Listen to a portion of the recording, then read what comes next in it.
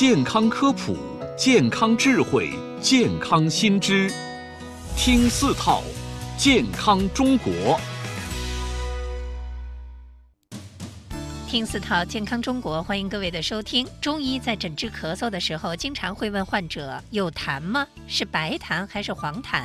很多患者往往会回答：我不会卡痰，卡不出来痰。中国中医科学院广安门医院边永军医生将告诉您如何卡痰，长时间咳嗽是否会引发肺炎。健康中国健康科普进行时，首先我们要咳嗽之前要放松，比如说你稍微前倾一点。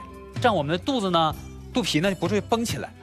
稍微咳嗽以后呢，前倾，然后咳的时候呢，深深吸一口气，肺吸足，然后呢，我们嗓子要稍微屏点气，然后呢，用短促的这种频繁的咳嗽，你不要这种容易咳伤，短促的咳嗽，每次大概咳个3声4声就可以，也不一定说非要多频繁。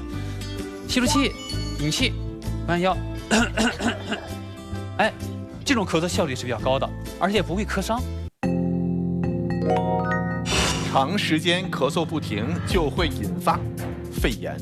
咳嗽实际上是不会直接引起肺炎的，咳嗽和肺炎之间呢，应该说并没有太直接的关系。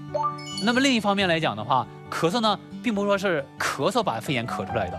那么咳嗽呢，只是说很多肺部疾病或者说是其他的疾病导致了我们咽喉部呀或者气管的这黏膜受到刺激之后出现来的一个症状。而且我们咳嗽不同的特点来讲呢，它可能意味着不同的一些个因素在里面。比如说有的人咳嗽呢，从时间上来讲，他是夜里容易咳嗽，尤其是后半夜咳嗽，一咳嗽就连着一大阵儿。